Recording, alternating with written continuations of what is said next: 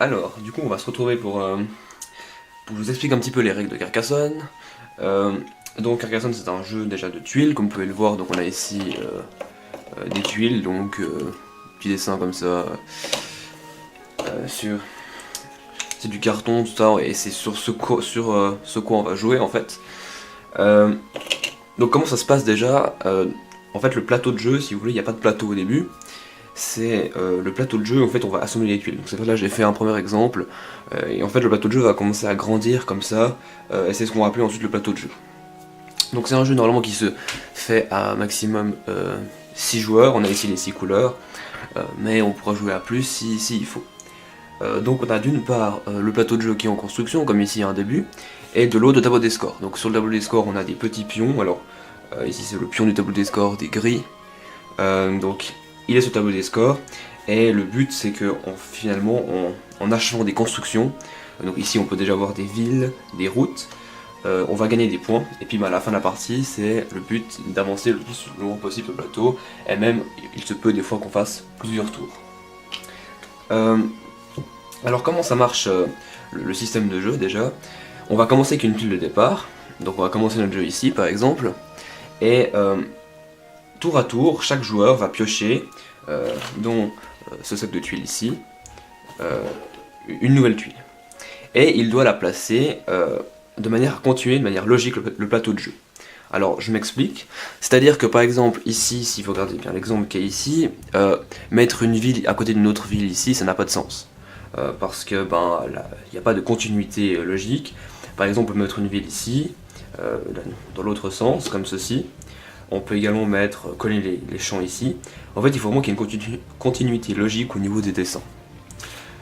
On peut également ici fermer directement une ville. On peut également ici continuer la route là. Ensuite, la route, il faut la mettre en suivant une route, etc. D'accord. Donc ici, ce serait pas possible, par exemple, mais ici, c'est totalement autorisé. Une règle aussi importante, c'est que quand vous allez piocher une nouvelle tuile du plateau et la mettre sur le plateau de jeu, vous devez veiller à la coller au reste du plateau du jeu. Vous n'avez pas le droit de la mettre ici en prévision ou même là-bas.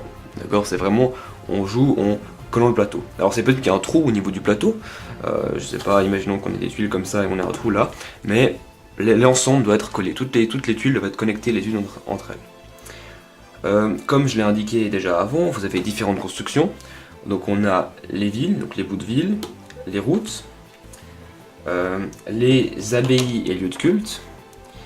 Donc ici on a une abbaye, ici on a un lieu de culte. Ils ont la même fonction, je vais vous expliquer un petit peu après. Et finalement les prés qui représentent toutes les parties vertes qu'on trouve sur toutes les tuiles, ou presque.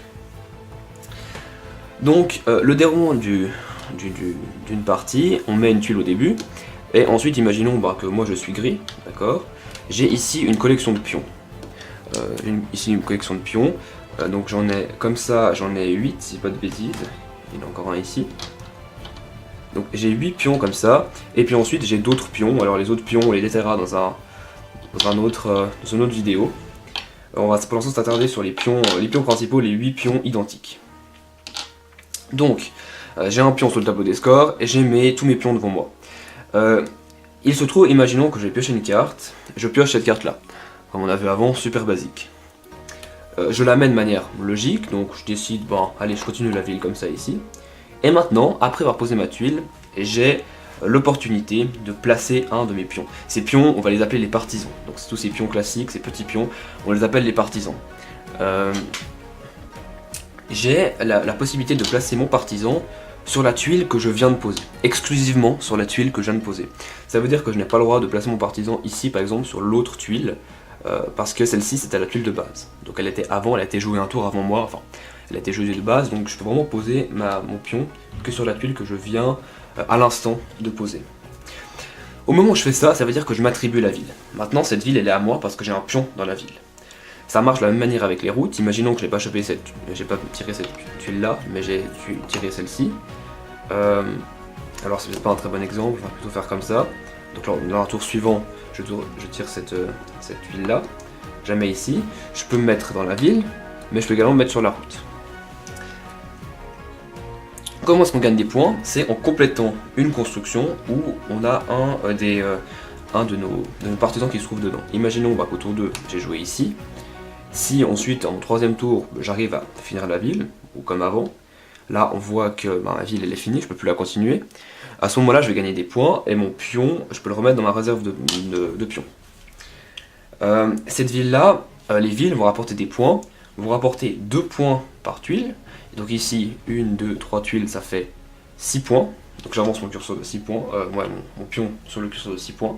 Et puis je reprends mon pion de la réserve comme avant. Maintenant, on va faire le même exemple avec. Alors, juste vous spécifier quelque chose sur les villes. Imaginons que dans une ville, alors on va faire une ville un peu plus grande ici. Vous pensez qu'elle va valoir 8 points parce qu'on a 1, 2, 3, 4 tuiles, donc 8 points. Mais en fait, ici, un bouclier. Un bouclier, c'est un bonus qui vous donne 2 points. Donc cette ville me rapporterait 10 points. Ça marche de la même manière avec les routes. Imaginons maintenant que je termine. Alors, imaginons que j'ai posé à ce tour-là un pion sur la route. Et maintenant, je la termine. Ici, donc c'est une route de 3 de long, sur 3 tuiles de long, et puis les routes ça fait juste 2 fois moins de points, donc ici ça fait juste 3 points, c'est 1 point par tuile les routes. Donc là j'ai gagné 3 points. Maintenant on va regarder 2-3 règles de placement. Donc imaginons que j'ai lors d'un tour pris cette ville. Maintenant c'est plus à mon tour de jouer, on va dire que c'est à tour de rouge. Rouge, lui, il a envie de venir dans ma ville. Il n'a pas le droit de continuer ma ville et de venir se mettre dedans. Parce que la ville est déjà occupée. C'est une règle élémentaire de Carcassonne, c'est que dès qu'une construction est déjà occupée, vous n'avez pas le droit de vous mettre dedans. Donc c'est égal, ça marche également de la même manière, ça veut dire que moi, si je complète ma ville, j'ai pas le droit de rajouter un partisan dedans.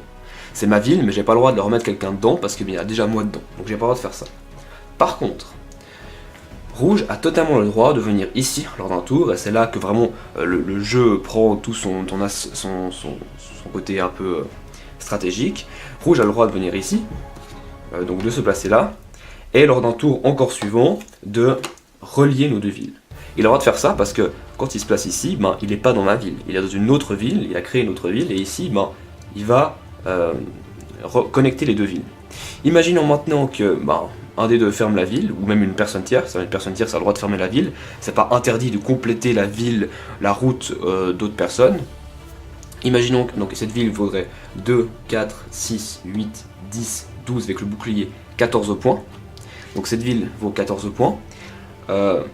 Vu qu'on a chacun un partisan dans la ville, les 14 points vont aux deux joueurs, donc rouge et gris gagnent 14 points. Maintenant, l'intérêt stratégique de voler des villes, c'est de réussir à mettre plusieurs pions dans une même ville. On va reprendre notre exemple de base, on a ici gris, rouge veut s'incruster, mais rouge est encore plus malin que gris, parce que rouge, il va faire une double incruste. C'est-à-dire qu'il va encore, je vais prendre un pion rouge, rouge va encore mettre un pion ici, et donc il a le droit, parce que c'est une 3 villes pour l'instant, et puis ensuite il va s'arranger d'une manière stratégique pour relier toute cette histoire ensemble. Et donc voilà, là il peut relier de manière comme ça. Et puis finalement il peut relier comme ça. Et puis là, rouge est clairement en domination parce qu'il a 2 partisans contre 1. Et du coup c'est lui qui va gagner tous les points. Alors cette ville vaut plus de points, j'ai pas compté. Mais c'est lui qui gagne tous les points. Gris est en nette infériorité. Et donc, je vais maintenant vous introduire un premier pion spécial. Si je le retrouve. Voilà, j'ai trouvé. Donc, je vous introduis le premier pion spécial. C'est en fait un grand pion. Alors, je vais le mettre ici comme ça. Voilà, vous voyez bien. Donc, en fait, juste par rapport aux petits pions classiques, les pions que vous avez 8, c'est juste qu'il est plus grand. Ok, c'est super perturbant. Voilà. Donc, on a un petit pion ici. Et puis un grand pion ici. Et la particularité de ce grand pion, c'est qu'il vaut 2 petits pions. Du coup, ici, imaginons qu'on prend notre exemple de base. Un poil moins compliqué, du coup. Ici, certes, il y a 2 partisans dans la même ville, mais le gris vaut 2 fois plus que le rouge, enfin, pas 2 fois plus que le rouge, pardon, il vaut 2 gris, c'est comme s'il y avait 2 petits gris, et du coup, il est en une supériorité numérique, et c'est lui qui va gagner les points, d'accord? Donc, voilà, c'est le premier, et vous n'en avez qu'un, donc les autres vous en avez 8, donc lui, il faut le jouer de manière stratégique, en priorité sur les villes.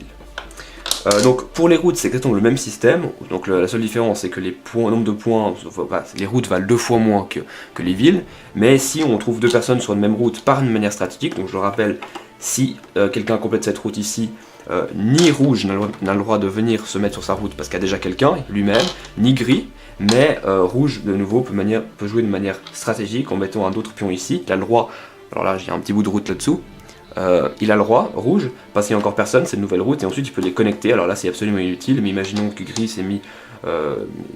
imaginons que gris réussit à se mettre ici, non c'est pas possible. Mais bref, imaginons que il a le droit de faire ça, et là c'est absolument inutile parce qu'il est tout seul, mais il va récolter les points. A noter que ici, donc cette route vaut 4 points, c'est pas parce qu'il y a 2 rouges que ça va doubler vos points, hein. C'est juste une question de supériorité numérique pour voir qui va gagner les points. Donc ici rouge pouvait avoir 3 pions sur cette route, ça va toujours faire 4 points. Qu'il ait 1, 2 ou 3 pions dans une ville, ça va toujours faire le nombre de points de la ville de la route. Donc voilà pour les villes et les routes.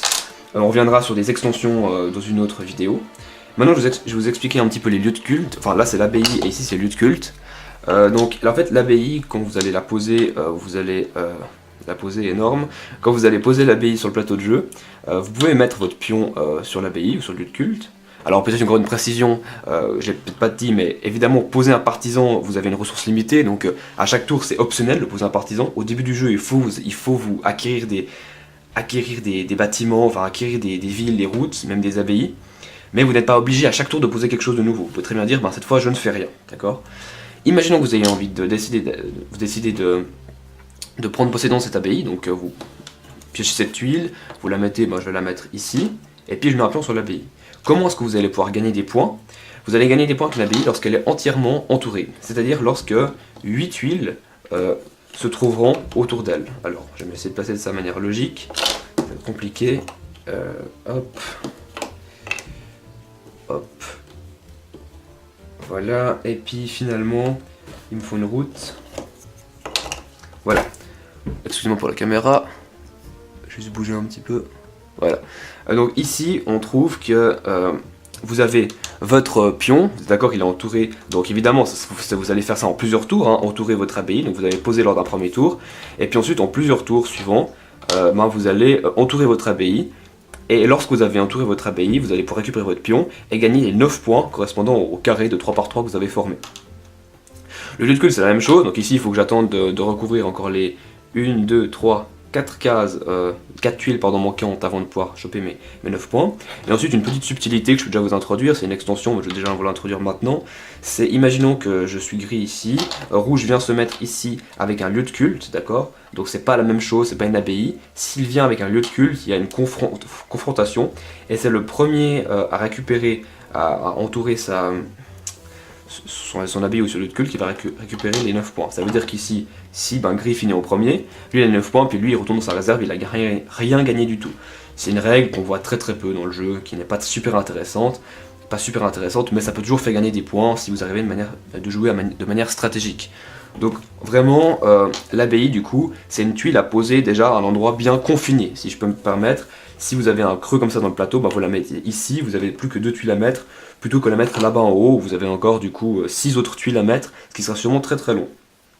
Donc voilà pour les abbayes, et puis les abbayes, vous pouvez pas mettre plus d'un pion sur une abbaye, et donc ça n'a aucun intérêt de mettre un gros par exemple. Alors il y a 2-3 extensions qui pourront, mais c'est extrêmement rare de pouvoir se retrouver à 2 sur une abbaye. C'est pas comme une ville ou une route, on peut venir s'introduire dedans. Donc voilà pour les 3 constructions. Donc les villes, les routes qui sont très similaires. Maintenant les abbayes, vous avez compris j'espère. Et maintenant je vais vous introduire la dernière partie du jeu de base. Donc faites pas attention, là il y a déjà un dragon, je vous expliquerai ça dans une autre vidéo. Donc on a ici, comme vous pouvez le voir, des prés. Alors la particularité des prés, ce qu'on met dans les prés on appelle les paysans. Ça veut dire que, imaginons que je pioche cette huile, je la mets ici. J'ai le droit de me mettre sur la route, mais j'ai également le droit de me mettre dans le pré. Alors déjà ici j'ai 2 possibilités sur cette tuile, je peux me mettre soit ici, soit là, donc à gauche ou à droite. Parce que la route fait une délimitation. Alors une particularité c'est que votre paysan, donc un partisan posé dans un pré est toujours couché, et restera là jusqu'à la fin de la partie. C'est déjà donc les paysans, il ne faut pas mettre 8 paysans parce que c'est pas un investissement, c'est pas un bon investissement. Déjà vous n'arriverez pas à mettre 8 paysans, mais les paysans je dirais que sur vos 8 pions de base il faut mettre 2 voire 3 maximum en fonction, il faut vraiment toujours être en fonction d'eux. Mais il faut jouer de manière stratégique et donc ne pas gaspiller trop de pions. Et en fait, comment vous allez gagner des points, donc celui-là il va rester là jusqu'à la fin de la partie. Et à la fin de la partie, donc un pré est délimité par les routes et les villes. C'est-à-dire que par exemple, là, mon pré va ici, il va ici, il va ici. Là, il passe pas parce que c'est clairement délimité par des coins de ville, si je peux dire. Mon pré va ici jusque là, il s'arrête ici, il fait le tour de l'abbaye, et puis il va jusque là. Donc ensuite, à la fin de la partie, votre paysan va gagner 3 points par ville complétée. Ici, on a une ville complétée. Ville complétée qui borde votre pré. Ici, il n'y a qu'une ville complétée qui borde le pré, c'est celle-ci. Donc le pré est juxtaposé à cette ville complétée, et donc j'aurais gagné 3 points. Il faut imaginer qu'à la fin de la partie, c'est beaucoup plus vaste, on va recouvrir toute la table quasiment avec les tuiles, et donc vous allez pouvoir gagner 3, 6, 9, 12, 15, 18, enfin c'est facilement, on peut gagner plus de 20 points avec un paysan bien placé, ça c'est clair. Les mêmes règles s'appliquent, ça veut dire que s'il y a un paysan ici, j'ai pas le droit de venir ici et de m'incruster dans mon propre champ. Au rouge n'a pas le droit de venir se mettre ici parce que je suis déjà dedans.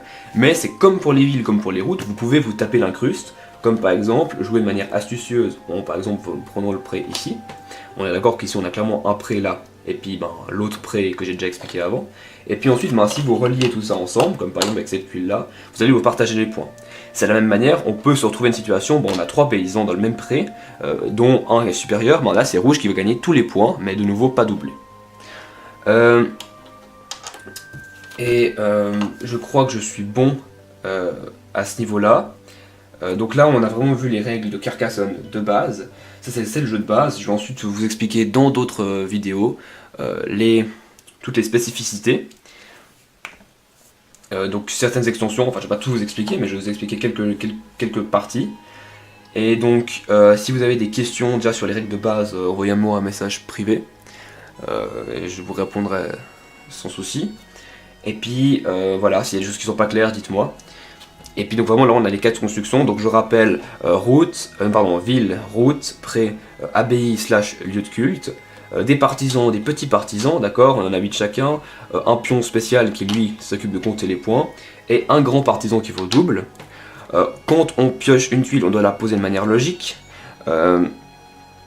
Ensuite on a le choix de poser sur cette tuile, et uniquement sur cette tuile, un partisan ou non, on peut passer son tour, tout simplement. Si on pose un partisan sur cette tuile, on doit veiller à aller dans une construction inachevée et inoccupé, c'est vraiment inachevé, inoccupé, c'est un peu la clé de Carcassonne. Et on peut s'arranger pour les routes, pour les villes et pour les prés à shipper, ou en tout cas à collaborer si je peux dire, donc à se partager les prés de manière astucieuse. Voilà pour cette première vidéo, j'espère que ça vous plaît comme jeu.